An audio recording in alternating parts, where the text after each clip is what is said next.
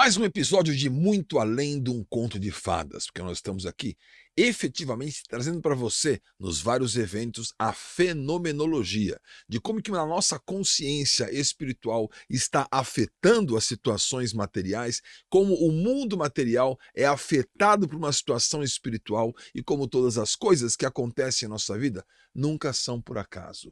Nunca é uma situação aleatória. Elas estão encadeadas e esse encadeamento está trazendo volta e meia a repetição desses fatos. Para quê? Para que a nossa consciência possa estar afinada. A sua consciência física e material tem que estar afinada com a consciência espiritual e aquilo que existe efetivamente para você viver.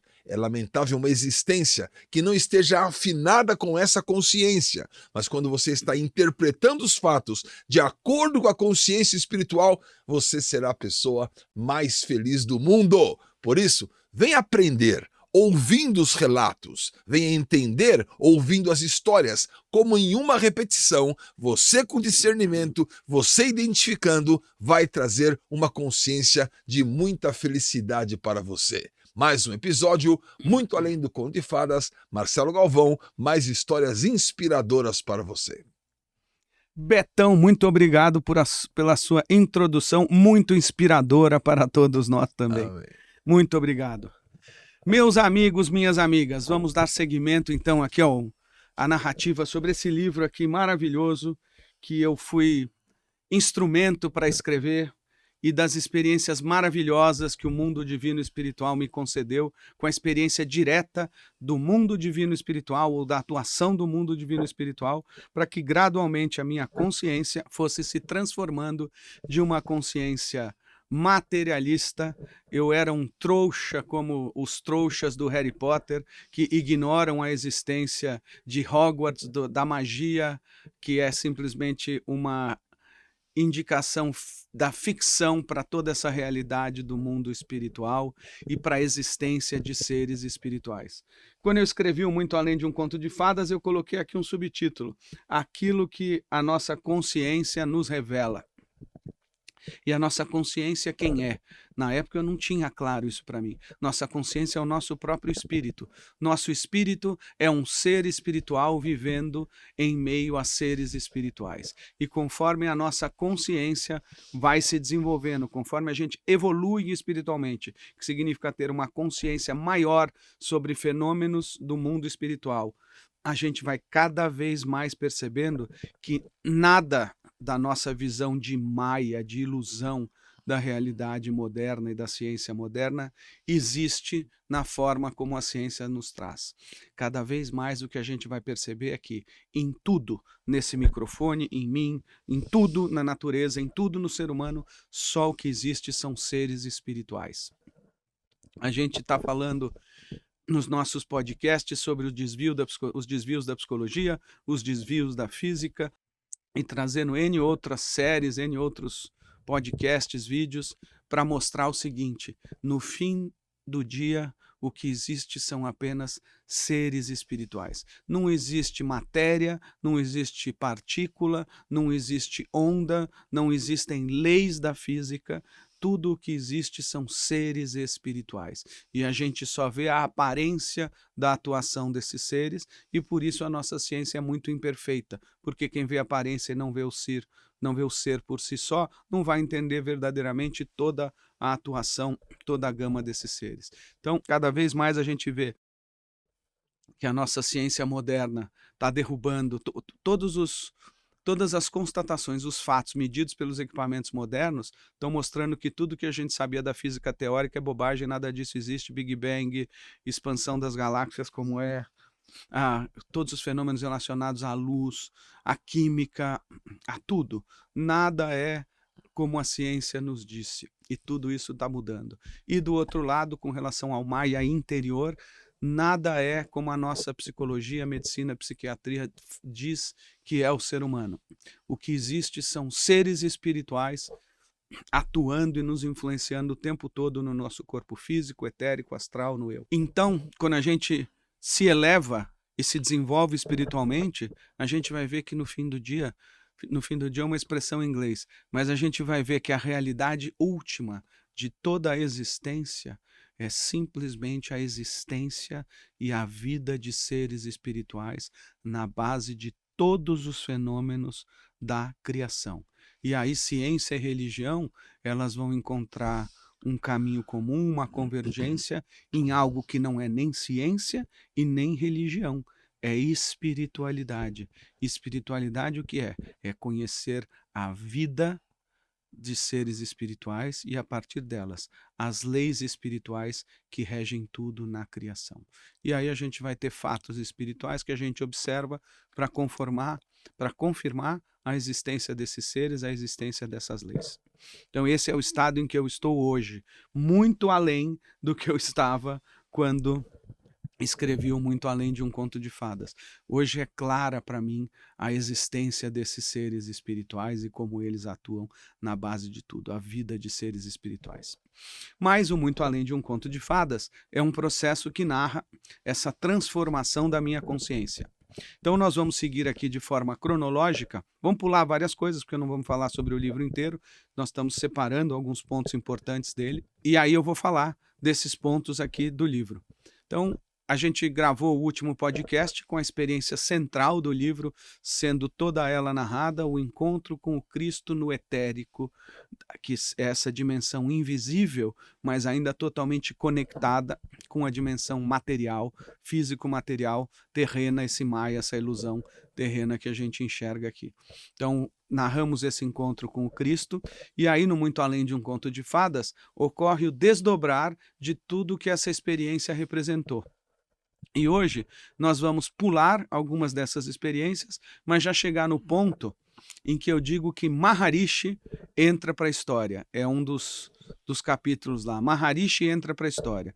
Eu vou rapidamente trazer o Maharishi para a história para depois narrar um evento que mudou completamente a minha consciência e que está totalmente conectado a ele, a presença dele na minha vida, os impulsos que ele deu para transformar a minha consciência. A consciência que as pessoas estão buscando fisicamente ou cientificamente está voltado para quê?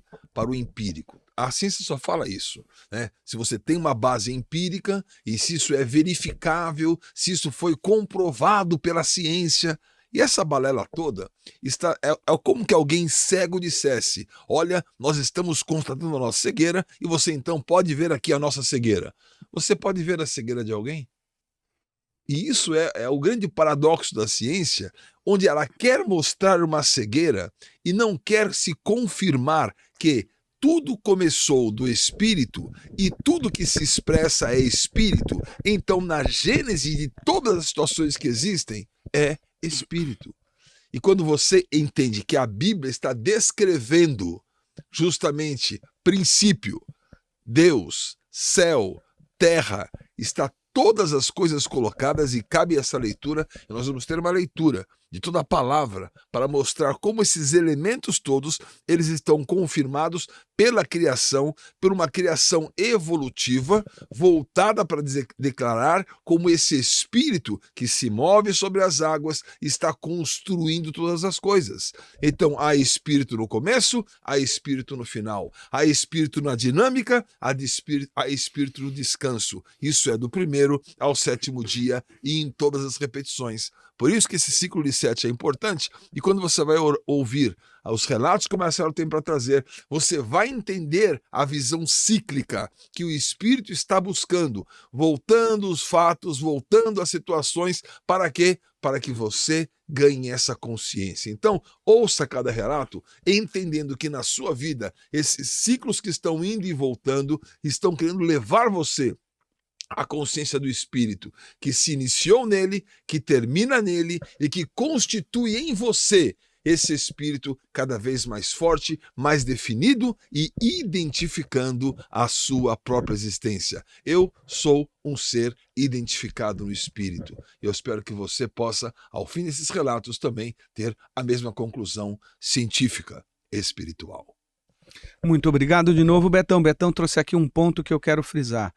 Sobre a Bíblia. Eu brinco que esse livro aqui é uma enorme Bíblia, ó, porque ele é gigantesco e ele é uma linguagem do Espírito. Aqui é a minha interlocução, a minha vivência, a minha experiência direta com o Espírito.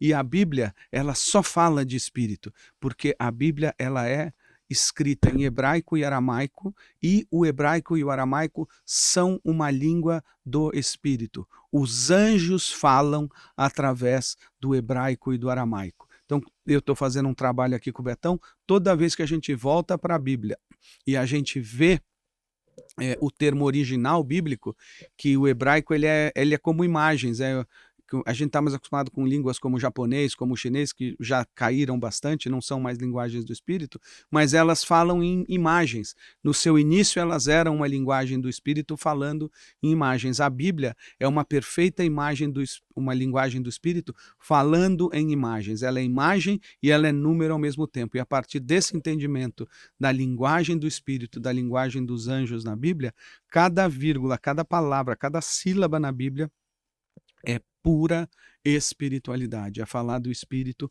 o tempo todo, porque vem do Espírito como uma linguagem do Espírito. Mas esse é um outro tema. Vamos agora aqui a muito além de um conto de fadas, Maharishi entra para a história. Eu tive as minhas experiências em Morro de São Paulo no ano de 1998, e aí, no ano de 2000, eu fui fazer uma Assembleia da Paz Mundial, um retiro de uma semana, para criar coerência na consciência coletiva do mundo e, com isso, reduzir a negatividade da consciência coletiva. Um dos principais aspectos da negatividade na consciência coletiva são as guerras, por isso que era a Assembleia da Paz Mundial, reduzindo conflitos mundiais, reduzindo conflitos locais e reduzindo conflitos entre seres humanos e do ser humano interiormente, reduzindo também esses conflitos. Por isso que é uma Assembleia da Paz Mundial. Então, em julho de 2000, eu fui para essa Assembleia, que foi na Alemanha, e eu nem tinha me dado conta, para falar a verdade, da programação, que no último dia a gente ia para a Holanda para participar de uma cerimônia, que é um evento que ocorre agora no mês de julho, daqui a alguns dias. É a lua cheia do mês de julho, que eu acho que, por coincidência, é capaz de cair esse ano naquela mesma data lá. Ali foi no dia 8 de julho, se não me engano, do ano de 2000, o Guru Purnima, que Guru quer dizer mestre e Purnima quer dizer plenitude. Então é a plenitude do mestre que é celebrada na lua cheia de julho, que é então a data mais importante do calendário védico. E tinha uma visita, então, marcada lá para Vlodrop, na Holanda, para comemorar o Guru Purnima. E eu estava interessado na Assembleia e nos benefícios que a Assembleia trazia para a minha própria fisiologia, para a minha própria evolução. Eu não reparei muito bem. E eu já falei alemão bem, hoje eu não falo mais, naquela época também já não falava. Todo o prospecto estava em alemão, não é que nem hoje que tudo se traduz fácil, né? Então realmente eu não tinha entendido que a gente ia visitar o Maharishi. Mas aí fomos, para minha surpresa, e aí a gente participou de toda a celebração do Guru Purnima na Holanda, que era uma hora e pouquinho ali de onde a gente estava na Europa, as distâncias são curtas, né? E onde eu estava era quase fronteira com a Holanda, onde o Maharishi fica também é quase fronteira com a Alemanha. E fomos para lá. E aí eu falei, nossa, mas não é coincidência eu estar aqui. Vou procurar os meus amigos que estão cuidando do projeto do prédio mais alto do mundo que o Maharishi pediu para eu cuidar desse projeto. Esse é um podcast que a gente ainda não fez. Estou me dando conta agora que a gente vai ter que gravar um para falar disso. Mas eu queria ir lá falar com o Maharishi, com o pessoal do projeto, perdão, na realidade. E aí eles marcaram comigo uma reunião no dia seguinte ao Guru Purnima. Uma reunião na casa do Maharishi, que é uma casa com essa mesma arquitetura do Sthapatya Veda com a qual eu construí minha casa em Olambra, que fica pronta agora no mês de setembro. E eu fui lá me encontrar com eles, e no caminho, assim, quando eu estava para atravessar o portão, o vasto fence, a cerca energética que protege a casa do mundo ao redor e das influências negativas desse mundo ao redor, quando eu estou me aproximando do portão para entrar, me dá uma catarse, eu começo a chorar e pensar em um monte de evento da minha vida, e eu chorando, e os eventos, o sofrimento, tudo sendo limpo naquele momento ali, enquanto eu chorava, tudo que era negativo, tudo que era sofrimento foi embora, uma coisa impressionante, e eu entendi que isso estava relacionado ao que iria acontecer ali dentro da casa, era a própria energia da casa. Eu pensei naquele momento, eu não sabia ainda que eu ia me encontrar com Maharishi minutos depois disso. E aí, nesse estado de total catarse e um monte de sentimento ruim, coisa indo embora mesmo, purificação, eu entrei na casa, me pediram para esperar numa salinha. Enquanto eu estava nessa salinha, eu fiquei meditando. Enquanto eu meditava, eu tive uma experiência que o Rudolf Steiner da antroposofia narra como sendo uma experiência de um estado de consciência elevado. Era nas imagens mentais, eu via todos os meus problemas indo embora, assim, ó, em balõezinhos de ar no céu, assim, bolhas de ar, balõezinhos levando todos os problemas embora. E tudo aquilo que eu comecei a trabalhar numa catarse do nível inconsciente, na realidade veio à tona nos sentimentos, né? Ainda no subconsciente, e depois veio à tona na consciência. Então, nos 3 níveis, do inconsciente para o subconsciente e para o consciente, um monte de limpeza, um monte de reorganização na minha consciência.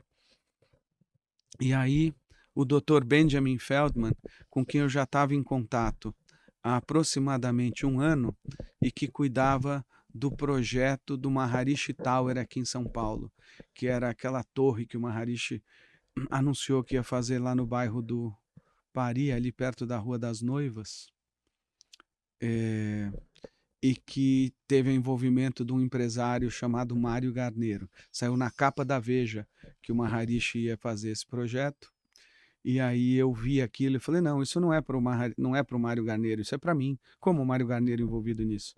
Ele não é meditante, não é a pessoa certa, eu tenho que fazer esse projeto. Aí eu dei um jeito de falar com a sede da meditação, uma pessoa que tinha virado secretária do Feldman, e aí ela me colocou em contato com o Feldman, com o Mark, que era o assistente dele, e durante 1 ano eu trabalhei nos bastidores de todo esse projeto do maior prédio do mundo. E esse era o relacionamento, então, que eu tinha com o Dr. Feldman. E aí ele me recebe, e eu queria falar com ele basicamente desse projeto, que era o projeto imobiliário mais importante anunciado aqui no país. Queria saber como mais eu poderia participar desse projeto, e não só nos bastidores ajudando como eu ajudei. Queria transformar aquilo num negócio para mim, num empreendimento no qual eu participasse, e não só com a minha colaboração por ser Siddha, meditante, e querer ajudar o movimento do Maharishi, movimento de meditação transcendental. Aí eu converso ali com ele, e foi muito interessante, porque ele me fez várias perguntas, e naquele estado que a minha consciência tinha acabado de se transformar, se alterar com essa catarse, eu falava, isso eu digo muito além de um conto de fadas, como se eu fosse o próprio rei do Brasil. De alguma maneira, a minha consciência, na conversa com o Feldman, naquela casa, e minutos antes de encontrar com o Maharishi, era a consciência de alguém que trazia em si a consciência coletiva de todo o país. Eu era um representante do Brasil na minha consciência nessa conversa com o Feldman. E aí, depois de falar com ele quase 2 horas e trazer todos os temas que eu queria, ele fala assim, me aguarda 1 segundo aqui, eu vou fazer uma ligação. Aí ele fez a ligação, eu falei assim, o Maharishi pode nos atender? Eu não tinha a menor ideia que eu ia falar com o Maharishi. O Maharishi pode nos atender agora? Eu já tinha deixado reservado, tá? Só uns minutos.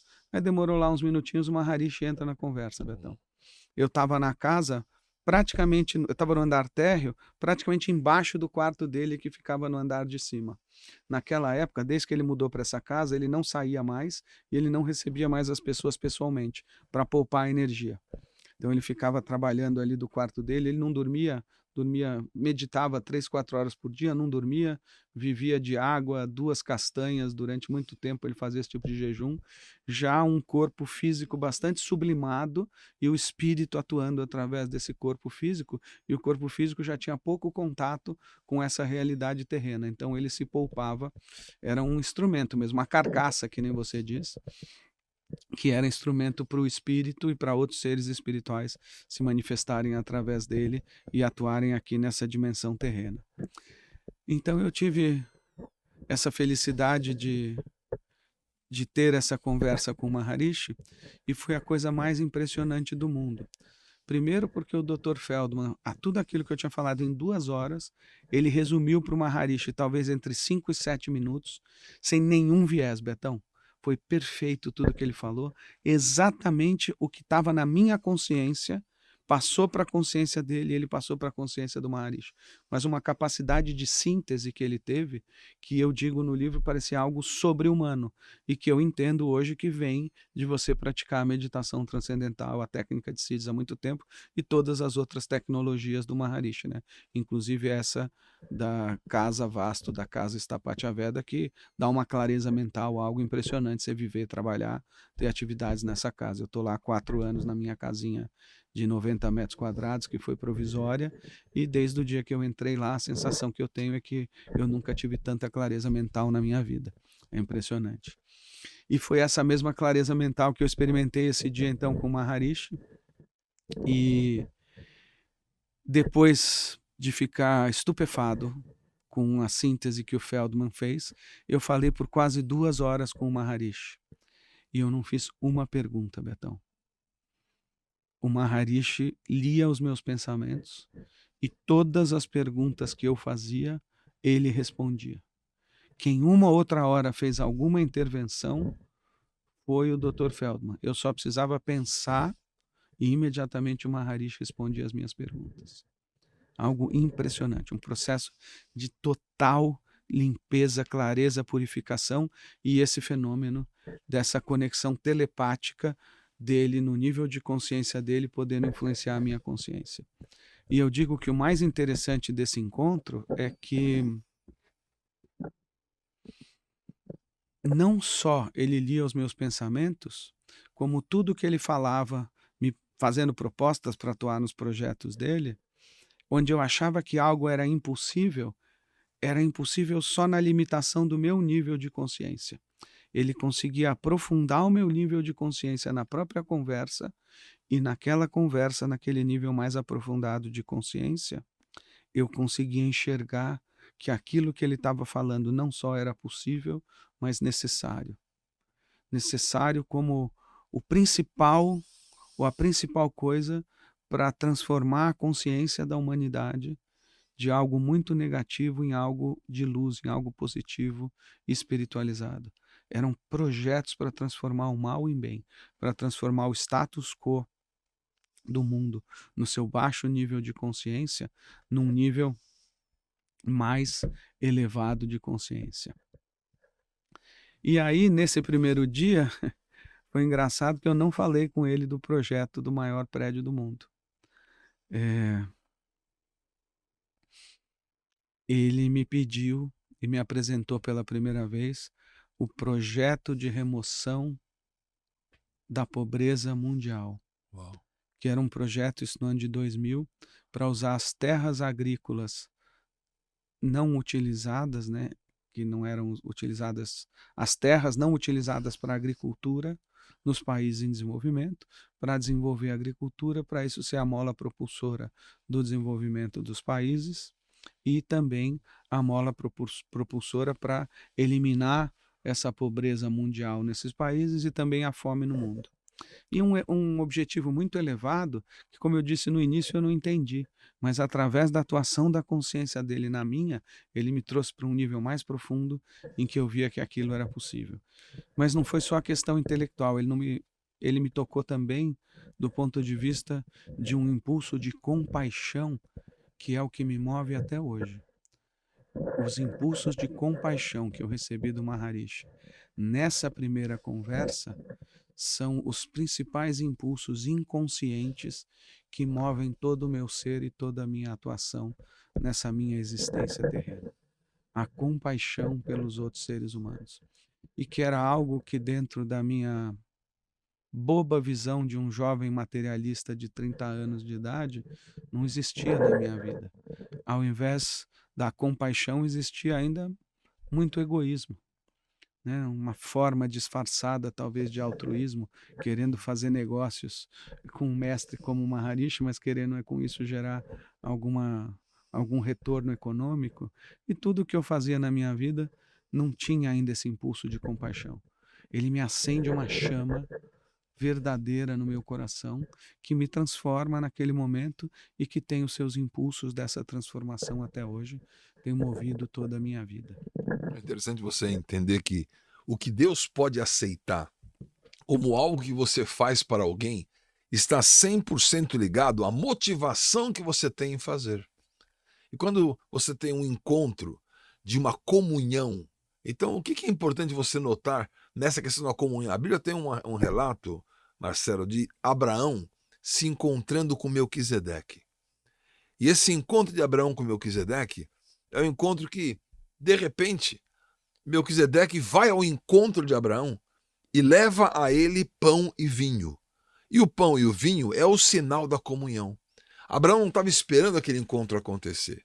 E por que aquele encontro acontece?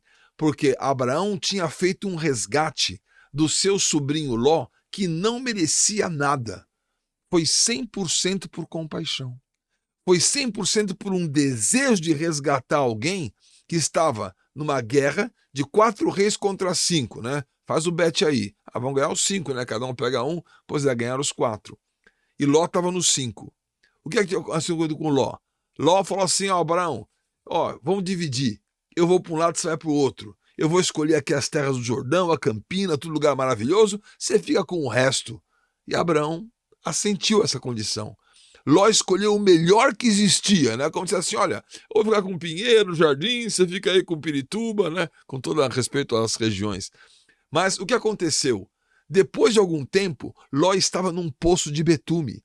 E Abraão ouviu que Ló estava naquela condição. O que Abraão fez? Foi resgatá-lo. Qualquer líder que eu conheço hoje faria o quê? Bem feito, mexeu comigo, fez algo para mim, agora vai ter a paga, agora vai ter o dano, agora vai ter a culpa.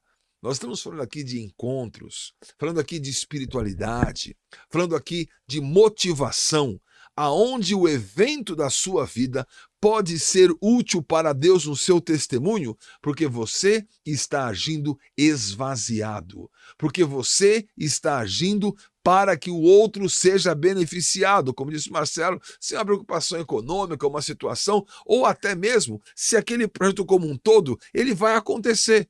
O que tem a acontecer? Tem a acontecer o encontro, o momento, e naquele evento, Deus extrai daquele evento alguma coisa real e verdadeira para compor o testemunho. Talvez muito poucas pessoas vão entender o que os eventos querem produzir, como esse evento entre Melquisedeque e Abraão.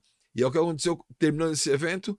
Melquisedeque vai e abençoa Abraão com os seus despojos, porque Abraão recebeu a bênção de Melquisedeque, a comunhão do pão e o vinho, e Melquisedeque fala assim, bendito seja Abraão, que recebeu essa bênção, porque ele entregou ao Senhor o melhor dos seus despojos. Então, e Abraão disse assim, eu recebi essa bênção do Senhor, porque Deus me deu os inimigos e me deu os melhores despojos na guerra.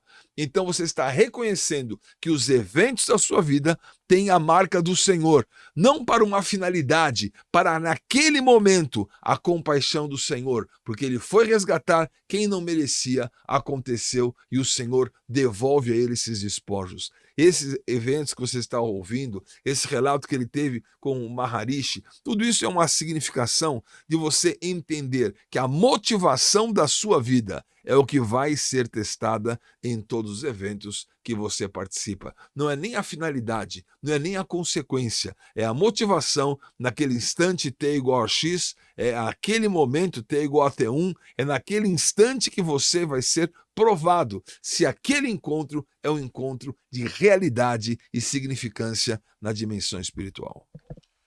Betão, muito obrigado, muito apropriado você trazer esse encontro de Abraão com Melquisedeque, porque é isso mesmo, Melquisedeque era um sumo sacerdote, né? Sim. E Maharishi representa também esse sacerdote. O Maharishi, ele não é... Ele é da linhagem dos seres humanos que estão indo em direção a Deus. Não é da linhagem dos seres humanos que são manifestações de Deus vindo em direção ao homem. O mestre do Maharishi, que é o Gurudev, ele é dessa linhagem. E o Maharishi, ele se coloca sempre como o eterno discípulo e não como um mestre, porque são dois caminhos diferentes. Sim. Deus vindo aos homens e os homens vindo a Deus. Que é a base do sacerdócio. Né? E que é a base do sacerdócio. Então ele tem essa mesma energia do sumo sacerdote. Então é perfeito. E isso está expresso em tudo. Ele sempre usa roupas brancas e o mestre usa roupas amarelas.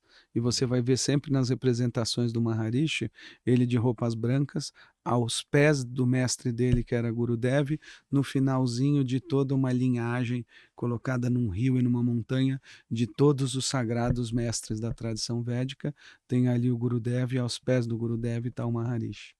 E eu estou trazendo tudo isso porque o Maharishi, ele é uma reencarnação de uma importante figura bíblica, de uma importante individualidade que é mencionada na Bíblia. E que eu não vou trazer isso agora, seria abrir demais o nosso podcast, mas queria trazer isso no seguinte contexto, de que você mesmo, Betão, está no meu processo aqui de transformação de consciência, em que você, dentro da sua linguagem, já viu que a palavra reencarnação, ela tem um mau uso, vamos dizer assim, e que você consegue enxergar já essa manifestação de individualidades voltando para os fatos, para os eventos e para os propósitos em diferentes vidas terrenas e que você está fazendo a convergência disso. Né? Então, num processo aí também de transformação de consciência como o meu. Não sei se você quer falar algo ou se eu sigo aqui com a história. Não temos muito mais tempo, mas temos alguns minutos para encerrar esse momento, para declarar o seguinte, que nós estamos relatando eventos e fatos para você conhecer o mundo espiritual e para que a sua vida possa se posicionar em relação a isso. Nós vamos explicar realmente a fenomenologia do que é você voltar, do que é o propósito em você voltar, do que é você estar identificado com um propósito, não com uma etiqueta errada. Parece que o mundo virou um grande almoxarifado onde trocaram as etiquetas. Aí, quem é você? Deixa eu ver, a etiqueta está trocada. Não é aquilo. E quem sabe que é aquilo é o Espírito de Deus. A Bíblia fala que Deus é o Pai dos espíritos de toda a carne. Então, a distribuição do Espírito para o propósito é aquilo que é fundamental e essencial na marca dessa fenomenologia, que nós vamos então depois descortinar. Mas fique aberto para entender que a repetibilidade de todas as coisas, ela existe na busca de um resultado, que podemos chamar de evolutivo, um resultado cada vez melhor e maior, para aquilo que o propósito inicial foi designado. Tudo isso é uma manifestação que se inicia em Deus e que termina em Deus e que passa por cada um de nós. É isso aí mesmo. Mas eu queria aproveitar então para dizer que, fechando esse tema de que o Maharishi atuou na minha consciência ali, e ele leu os meus pensamentos todos e respondeu à minha mente, ao meu coração, a todo o nível da minha vontade, todo o meu inconsciente, subconsciente, consciente, tudo recebeu as graças de Maharishi naquele momento. Muitos anos depois eu soube que quando Maharishi se encontrou com o mestre dele pela primeira vez, com o Gurudev, ele narra, tem um pequeno livrinho chamado Strange Facts About a Saint, Fatos Estranhos sobre um Santo, que o tio do Maharishi escreveu, e foi o tio do Maharishi que levou o Maharishi para conhecer o Gurudev. E aí ele narra o primeiro encontro do Maharishi com o Gurudev. E o que ocorre ali é que o Maharishi está quieto, estão num lugar como se fosse uma caverna, se não me engano. Eles num canto, o Gurudev no outro, e o Gurudev em silêncio. Absoluto silêncio. E aí o Maharishi faz a pergunta, mas ele não vai falar nada? Aí o Gurudev responde, eu só falo quando me perguntam algo. Então o Maharishi Gurudev leu os pensamentos do Maharishi também, e ali o Maharishi fez as perguntas também na sua mente, e o Gurudev respondeu para ele tudo telepaticamente também. Então a mesma experiência que eu tive com o Maharishi teve com o mestre dele no primeiro encontro, assim como eu estava no primeiro encontro com ele. Então alguns paralelos, algumas repetições, alguns eventos aí interessantes. E aí eu narro no Muito Além de um Conto de Fadas, ali eu não detalhei muito isso, na época eu não queria me expor, mas hoje eu vou me expor aqui para finalizar esse trechinho aqui do podcast. Algum tempo depois disso, eu não me lembro se foi alguns meses, 1 ou 2 anos depois, mas eu vou dizer aqui que foi uns 2 anos depois desse encontro, durante entre 2 e 3 meses, Betão, eu podia ler o pensamento de qualquer pessoa. Eu olhava para você agora, eu sabia tudo que você estava pensando, para o Gabriel, sabia tudo. Era como se os pensamentos seus fossem pensados na minha própria consciência, na minha própria mente, e eu conseguia perceber de forma multifacetada os meus pensamentos e os pensamentos das outras pessoas. Às vezes eu podia ler os pensamentos de 2, 3 pessoas ao mesmo tempo. Eu ouvia tudo que elas estavam pensando, acompanhava, e mais do que isso, eu podia interferir no pensamento das pessoas. E o que é interferir? É fazer exatamente a mesma coisa que o Maharishi fez comigo. Eu conseguia ver as várias opções do que a pessoa ia pensar, e aí eu podia indicar aquilo que ela ia perceber dentre várias opções que naturalmente ela teria acesso para perceber. Então, não só eu via os pensamentos que ela pensava, mas eu via todos os outros pensamentos que eram descartados por ela, mas que igualmente emergiam da consciência dela, e por alguma limitação dela, ela não acessava, ou por algum condicionamento, algum viés, ela só enxergava um fractal, um pedaço da realidade, mas não enxergava todas as possibilidades que emergiam da sua consciência como possibilidades de pensamentos. E aí eu entendi o que o Maharishi fez comigo aquele dia, enquanto eu estava naquele encontro com ele. O que ele fez foi isso, foi me poder fazer acessar níveis mais profundos do meu próprio pensamento, em que o pensamento era muito mais completo. Eu via todas as possibilidades e não apenas a limitação de uma única possibilidade, que é o que acontece no pensamento materialista. A gente é totalmente condicionado por coisas que vêm de fora, por um pensamento raso, morto, que não é livre, e a gente então só acessa uma coisa, quando na realidade, na nossa consciência, a gente tem um manancial ilimitado de todos os pensamentos, de toda a sabedoria, de tudo aquilo que pode nos trazer realização, sucesso, felicidade, e que pode também nos fazer aceitar sacrifício, sofrimento, dificuldades, privações, para ajudar no processo evolutivo de toda a humanidade. Então tudo isso veio em diferentes momentos como um coroamento, essa transformação da minha consciência que começou ali naquele dia onde eu tive essa experiência do Maharishi interferindo na minha própria consciência. Então é isso, meus amigos, vamos parar por aqui e a gente pega desse ponto. Ainda hoje, vocês vão ver que é a mesma roupa. Sim. A gente ainda grava hoje para dar continuidade com alguns eventos bem importantes que vieram depois disso, nesse processo de transformação da consciência. É isso aí. Valeu demais. Shalom Adonai.